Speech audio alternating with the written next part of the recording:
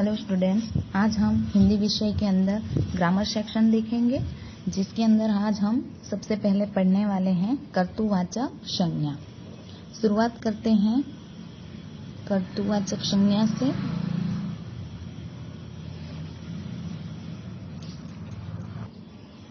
तो सबसे पहले कर्तृवाचक संज्ञा समझने से पहले शायद कई लोगों को पता होगा कि संज्ञा किसे कहते हैं, लेकिन फिर भी हम एक बार जान लेते हैं कि संज्ञा किसे कहते हैं। तो संज्ञा किसे कहते हैं कि जिससे, संज्ञा यानी नाम, बराबर। संज्ञा किसे कहते हैं कि जिससे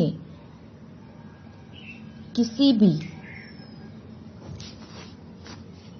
विशेष वस्तु, व्यक्ति या स्थान का निर्देश हो, निर्देश यानी सूचन हो, उसे क्या कहा जाता है? संज्ञा, बराबर। उसे संज्ञा कहा जाता है। कि संज्ञा यानी नाम, जिससे किसी भी विशेष वस्तु, व्यक्ति या स्थान का निर्देश हो, उसे हम संज्ञा कहते हैं। तो वैसे तो देखा जाए तो संज्ञा के प्रमुख 5 प्रकार है। कितने प्रकार है? 5। कौन कौन से? तो व्यक्तिवाचक,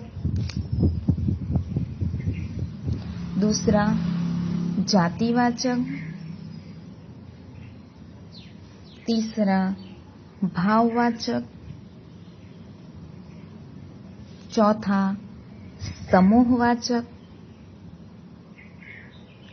और 5वां द्रव्यवाचक, बराबर। लेकिन हमें सामान्य रूप से ये 5 जो संज्ञा के प्रकार है वही पता है, परंतु संज्ञा का एक और विशेष रूप भी है। वो कौन सा है? कर्तृवाचक संज्ञा, बराबर। ये सब तो आप पढ़े ही हैं। व्यक्तिवाचक यानी किसी भी एक व्यक्ति, बराबर, उसका निर्देश हो। उदाहरण, गंगा पवित्र नदी है, तो गंगा जो है वो व्यक्तिवाचक संज्ञा है। क्यों? क्योंकि गंगा का नाम लेने से केवल एक ही नदी का निर्देश होता है, बराबर। व्यक्तिवाचक। जातिवाचक यानी पूरी जातियों का निर्देश करता हो। भाववाचक वो आगे हम देखेंगे। समूहवाचक यानी पूरा समूह दर्शाता हो। द्रव्यवाचक यानी जिससे नाप तौल वाली जो चीज वस्तुएं हैं उसका निर्देश हो, यानी पानी, दूध, दही, सोना, चांदी वगैरह वगैरह, बराबर है। तो इन 5 के अलावा संज्ञा का एक विशेष रूप जो है वो है कर्तृवाचक संज्ञा। ये हमारे ग्रामर सेक्शन के अंदर आता ही है, बराबर। आपको एक शब्द दिया जाता है और कहा जाता है कि इसकी कर्तृवाचक संज्ञा बनाइए। कई सारे स्टूडेंट्स को ये पता है, आता भी है वो, और सही रूप से वो करते भी हैं, लेकिन कई ऐसे हैं जिनको ये कर्तृवाचक संज्ञा क्या है वो पता ही नहीं है। तो आज हम यहाँ पे सीख लेंगे, बराबर। तो कर्तृवाचक संज्ञा अब हम देखेंगे, ये देख लिया। शुरुआत हम उदाहरण से करते हैं।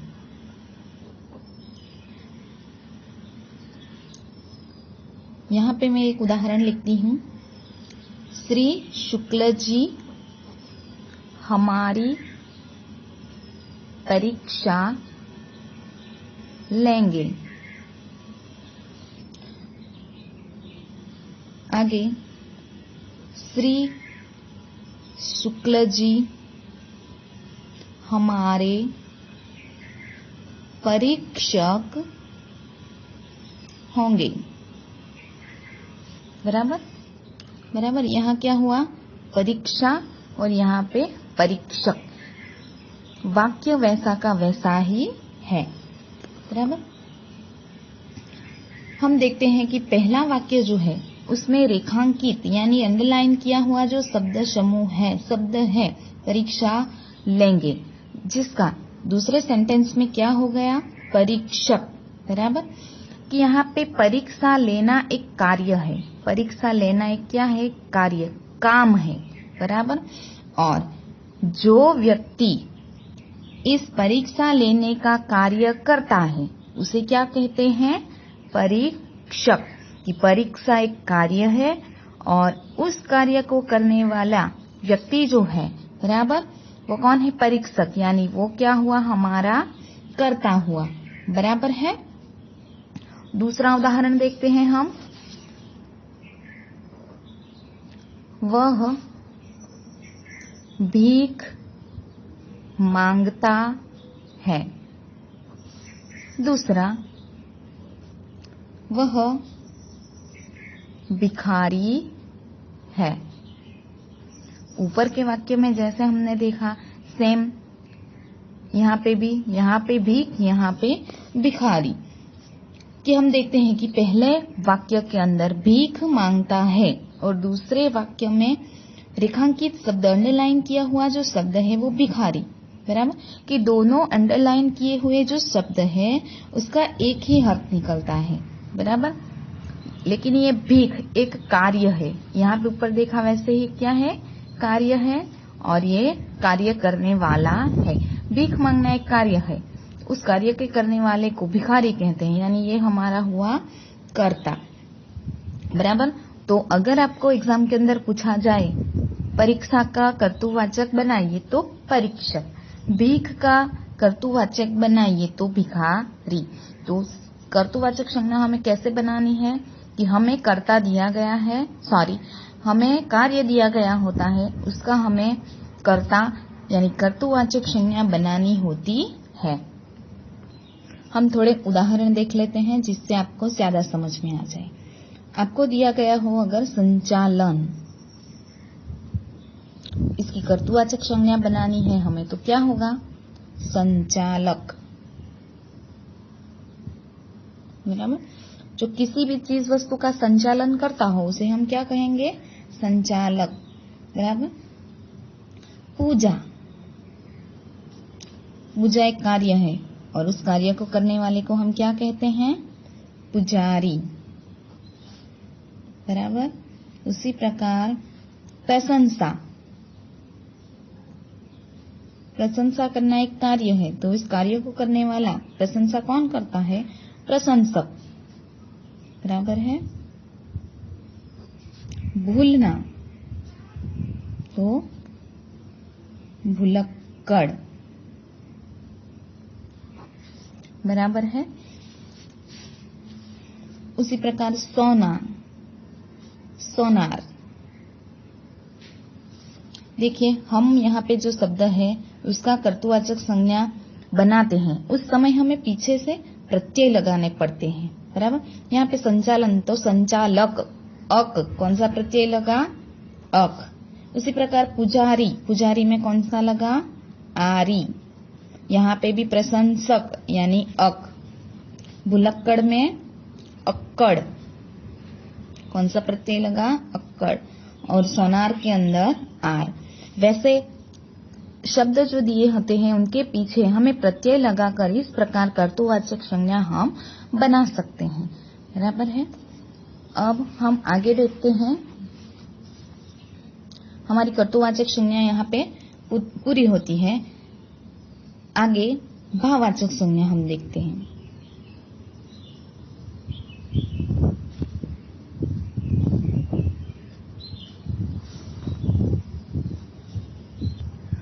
भाववाचक संज्ञा किसे कहते हैं? भाव, बराबर। तो भाववाचक संज्ञा की व्याख्या है मन के भावों, प्रसंगों और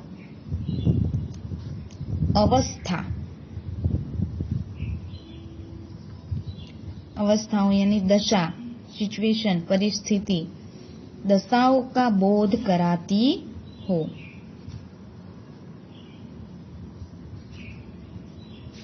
भाववाचक संज्ञा क्या है? जो हमारे मन के भाव, प्रसंग और अवस्था, परिस्थिति, बराबर, दशाओं का बोध कराती है, निर्देश कराती है, उसे हम क्या कहते हैं? भाववाचक संज्ञा। जैसे उसके हम उदाहरण देखेंगे तो सुख, दुख, उत्साह, आनंद, प्रसन्नता, बराबर है। ये सब भाववाचक संज्ञाएं हैं कि जातिवाचक। दूसरी जो संज्ञाएं हैं हमारी व्यक्तिवाचक, जातिवाचक, समूहवाचक और कौन सी है दूसरी, द्रव्यवाचक, बराबर। ये जो सारी संज्ञाएं हैं वो और भाववाचक संज्ञा, उनमें तफावत है। वो कैसे कि तो वो जो 4 संज्ञाएं हैं, बराबर, जैसे कि हम जातिवाचक संज्ञा लेते हैं और भाववाचक, यहाँ पे वो चारों संज्ञाएं भी आएगी, बराबर। जातिवाचक, समूहवाचक, द्रव्यवाचक और व्यक्तिवाचक, ये और ये, बराबर, दोनों में अंतर है। वो कैसे कि ये चारों संज्ञाएं जो हैं वो किसी भी व्यक्ति, प्राणी, वस्तु, स्थान या जाति का सूचन करती है, ये चारों, बराबर। जैसे कि आदमी, कुत्ता, वृक्ष, बगीचा, ये सब। इन सभी संज्ञाओं के अंदर जितने भी उदाहरण आते हैं, जैसे कि मैंने बोला ना, आदमी, कुत्ता, वृक्ष, बगीचा आदि आदि, उसे हम छू सकते हैं, बराबर है, देख सकते हैं सभी को, बराबर। इसके विपरीत, विरोध, हमारी भाववाचक संज्ञा जो है वो मन के भाव, हमारे जीवन की दशा, अवस्था, बराबर, आदियों को सूचित करती है। जैसे वहां पे ऊपर उदाहरण है सुख, दुख, हर्ष आदि आदि, बराबर। ये सब उसमें अमीरी, गरीबी, बचपन, जवानी, बुढ़ापा, बराबर। वो कैसे, तो देखिए वो क्या दर्शाते हैं, हमारे मन के भाव, जीवन की दशा, अवस्था, बराबर, और अदृश्य वस्तु। कौन कौन सा सूचन करती है, अदृश्य वस्तु का सूचन करती है भाववाचक संज्ञा। तो वो कैसे, तो मन के भाव, बराबर, मन के भाव यानी हर्ष, उल्लास, उत्साह,